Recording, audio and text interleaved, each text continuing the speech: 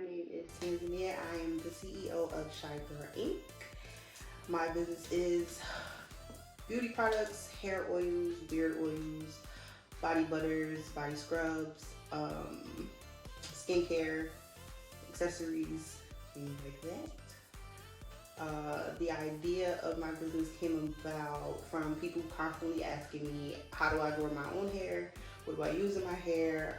Once I started explaining that I use oils in my hair, people would ask what kind. So then I just decided one day to put it in a bottle and sell it. My key driving force to become an entrepreneur was my attitude and working for other people, with them telling me clock in at this time, clock out at that time. My kid, well at the time my kid, now my kids, and just the freedom to kind of work when I want to work, tell myself when to clock in and clock out, and do the things that I want to do, basically. To raise funding for my business, one paycheck I paid up all my bills. I had about $40 left to my name and decided to go and buy bottles, replenish some of the oils that I was already using for myself, and I just made them in my kitchen and was like, okay. And then I started posting them. To build a successful customer base, engagement on all social media platforms is very, very important. I try to do giveaways when I can. As my Instagram grows, I do a giveaway for each 1,000 subscribers I get. I'm trying to be very active on Facebook, Twitter, any social media platform, honestly, is like basically going to be your customer base, because everybody's living in the social media times. So just post, and promote. My typical day would start with waking up my oldest son for school, making a bottle for my youngest son. Then I always get on my computer and check my site to see how my store's doing, how many views we had, how many abandoned carts we had. I'll send out marketing emails. If any orders did come in, I generally start with printing out packing slips. So processing is 2 days, so I always print out the packing slips the day the order comes in, and basically gets everything together.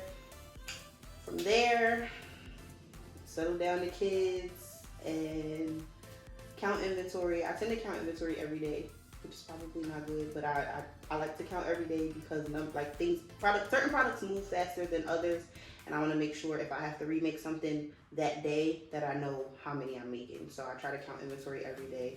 A lot of the times I'll fulfill an order but won't fulfill it on the site. So my day generally goes like up and down. I'm either processing orders or dealing with kids. I generate new ideas in a lot of different ways. So one process is I'm always on the phone with like my business bestie.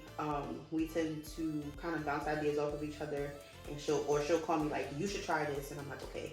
I talk to my sisters a lot. I actually get ideas from my 5-year-old, which a lot of people be like, kids, listen.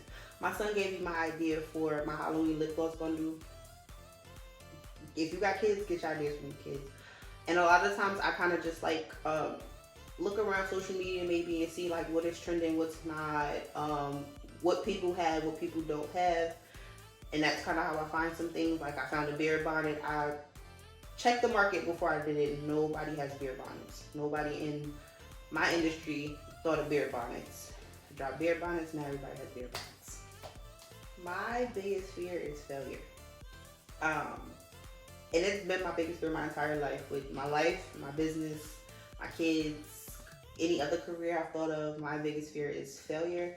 I don't want to fail. I've done a lot of failing, especially this year. I've done a lot of that. But not to a point where I feel like I have to give up because I failed that bad. I manage my fear by praying, meditating, talking to my son, and crying. I've done a lot of crying like the last 2 months.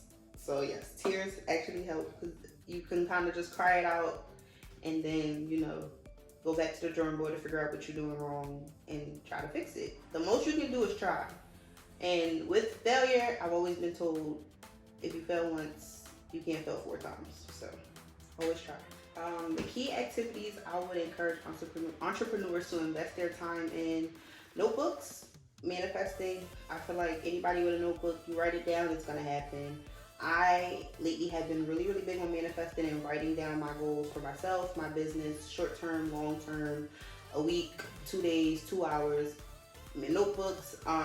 Definitely invest at least an hour or so out of your day to do research for whatever field you're in.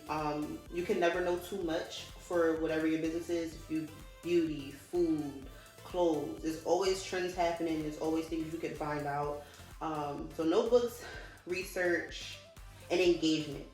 Always engage. If you're trying to build an audience, especially if you're a customer-based business, which is most businesses, you always want to engage with your audience. That way they know, okay, this is a real person behind this business. This person cares, and I'm not just, shopping with a robot. So, notebooks, research, and engagement. The top 3 skills you should have to be a successful entrepreneur is motivation. Stole this from a friend. But it's really hard to kind of motivate yourself, especially when things are not going the way you plan them to go.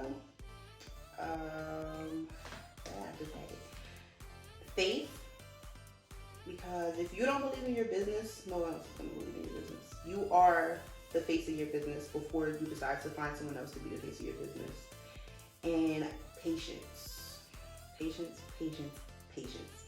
Because a lot of people kind of are on social media. You see someone who started a business today, and then 6 months from now they're like hitting 6 figures, and then there's people like me who started a business 2 years ago and we're still on the road to 6 figures. Things happen in their own time when it is your time. Not everybody's time is in that moment. So patience plays a very, very big role in being an entrepreneur, because if you don't put in the work and kind of just watch the work happen, but also keep in mind that just because I did this doesn't mean I stop here. Your patience wears really thin, really, really thin. So patience, faith, and motivation. I go the extra mile by definitely staying engaged with my customers, whether they are actual customers, potential customers, maybe future customers, past customers who bought a product and maybe lost a business card or forgot the site. I'm very big on pictures, being as though I do have, products that kind of require like before and after pictures, like my hair growth oil. I use myself a lot from like my big shop to about a year from my big shop, how I got my hair at least 2 inches longer than where I chopped it from. And then I encourage my customers, send me the before and after pictures. I don't care if it's 2 weeks. If you see a difference in 2 weeks, if you see a difference in 2 days, I need a picture from when you first got your oil and a picture from after however many days you used it. I love before and after pictures. I love to get customers kind of approval before I post them, because some people may not want to be posted, or some people may be like, just cover my face.